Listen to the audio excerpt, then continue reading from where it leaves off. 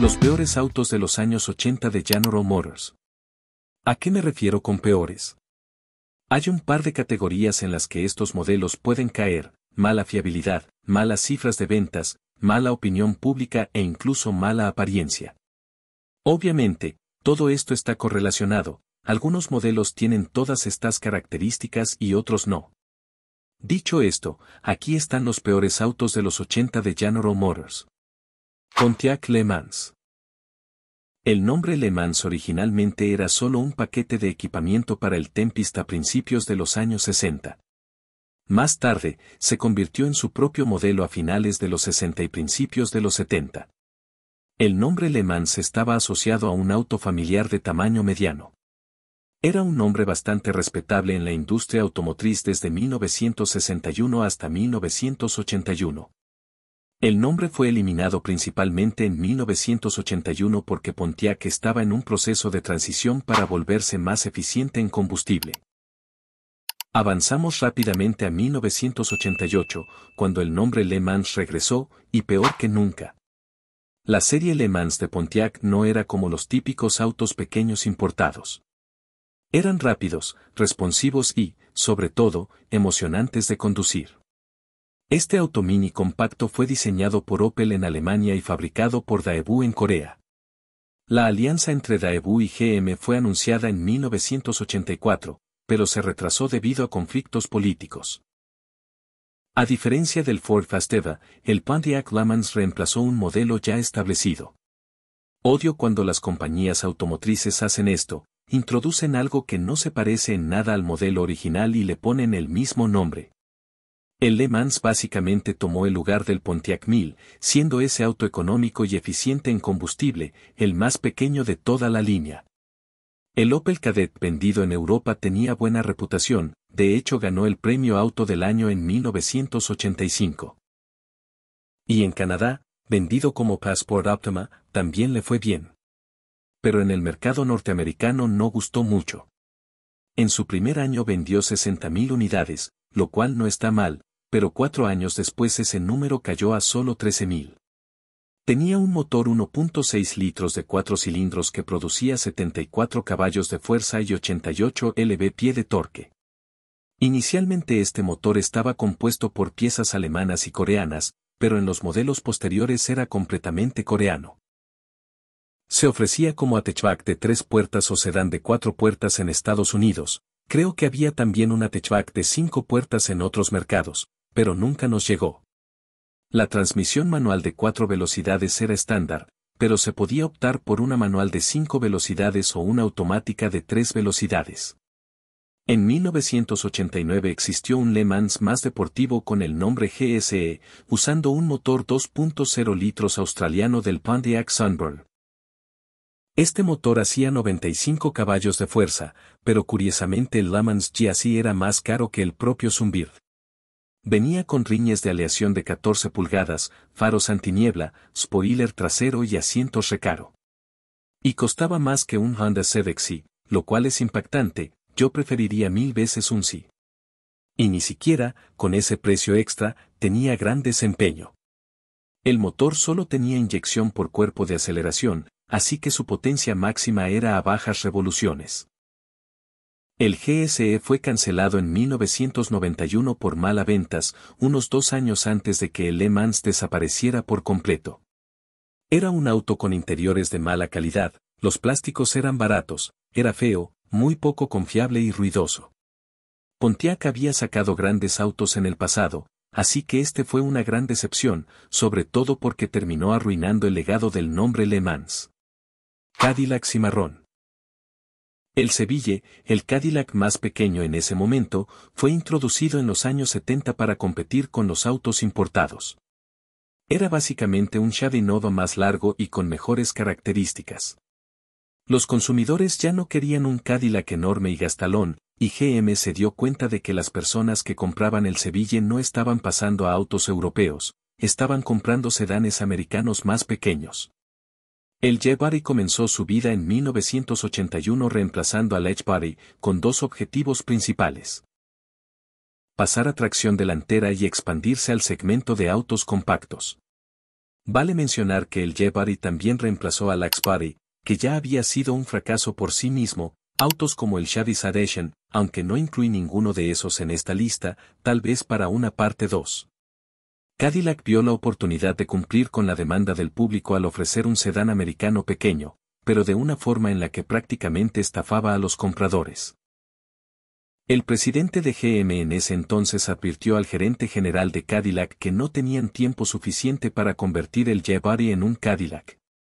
Pero ellos dijeron básicamente, igual lo vamos a hacer, y lo hicieron.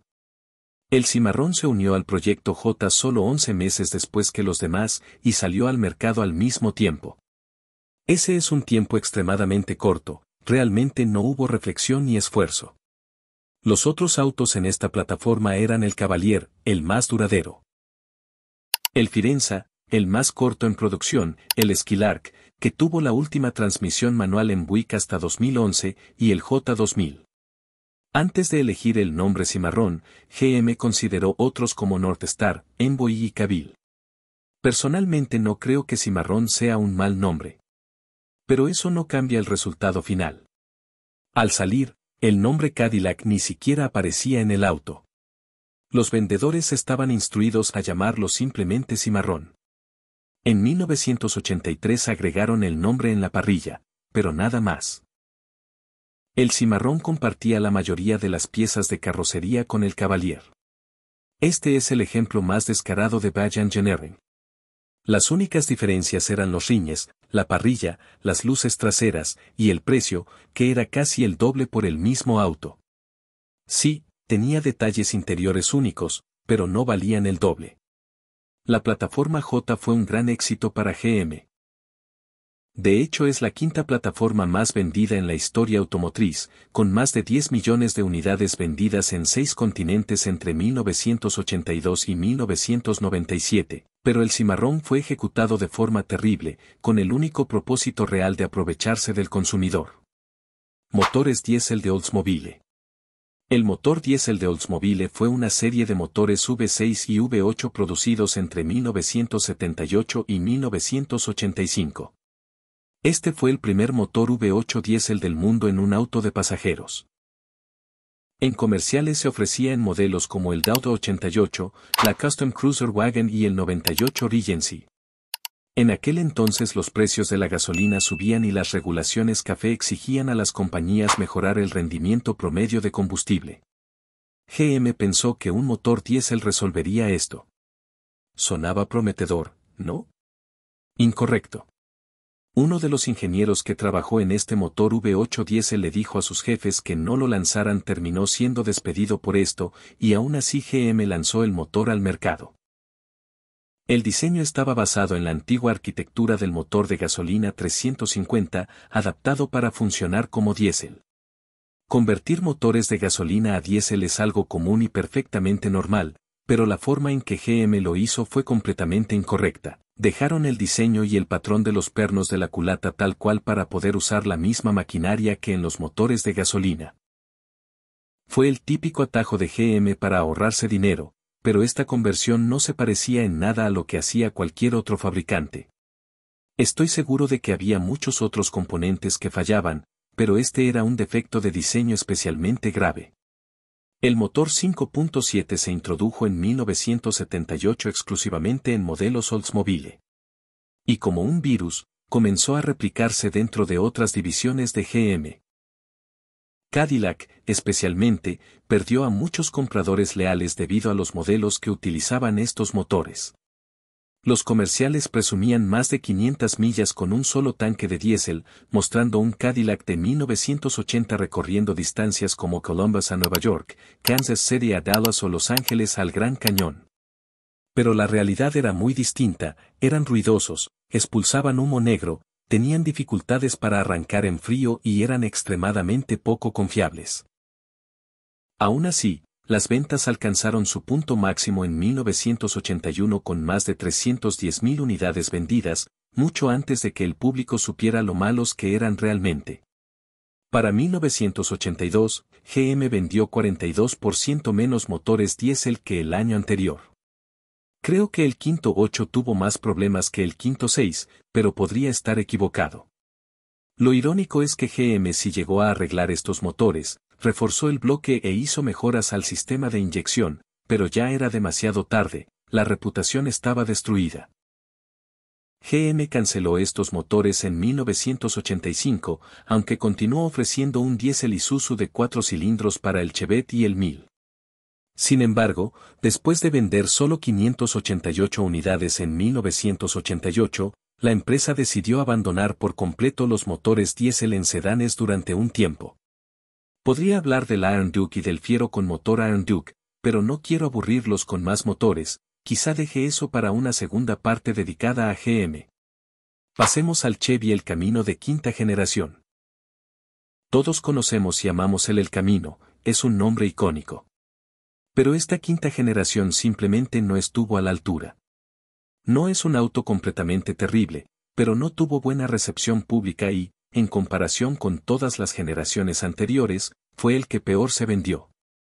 En 1978 se introdujo el nuevo modelo con líneas rectas tipo Malibu, una distancia entre ejes 1 pulgada más larga y, por primera vez en su historia, con un chasis exclusivo en lugar de compartir el del Malibu. La idea seguía siendo ofrecer la combinación perfecta entre la comodidad de un auto de pasajeros y la utilidad de una pickup.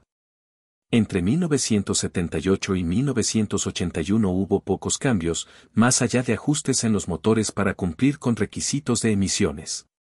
En 1982 se introdujo un nuevo frente con parrilla en cruz y faros rectangulares cuádruples, y también ese año apareció el motor diésel 5.7.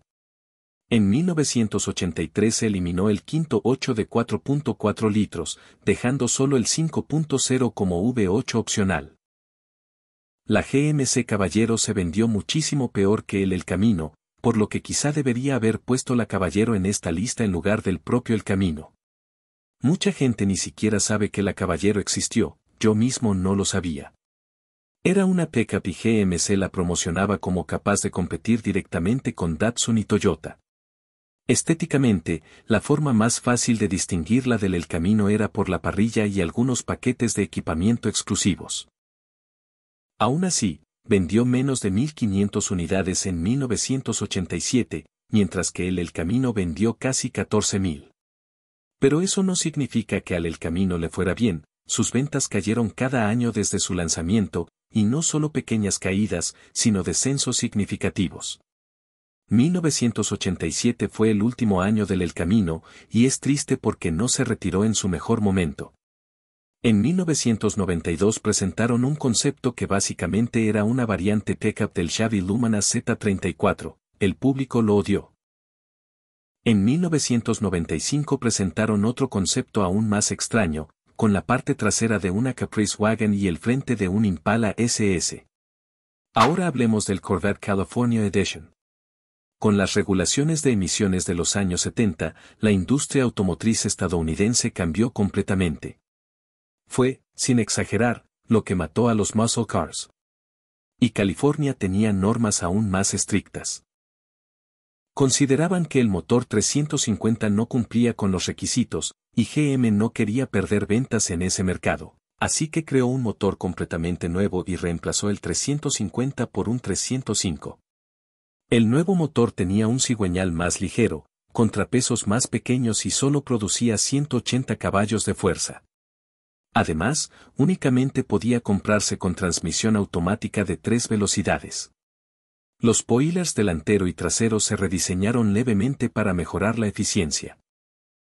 El velocímetro solo llegaba a 85 millas por hora y los colectores de escape eran de acero inoxidable.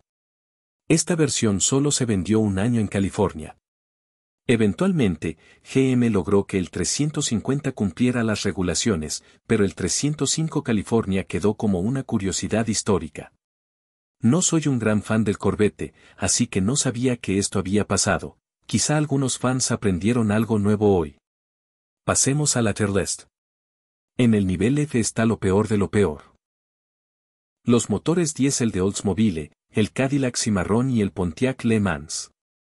El nivel D queda vacío. En el nivel C está el 305 California, no es un auto feo, se ve bien, pero es lento, solo tenía caja automática y básicamente fue un sacrificio por regulaciones.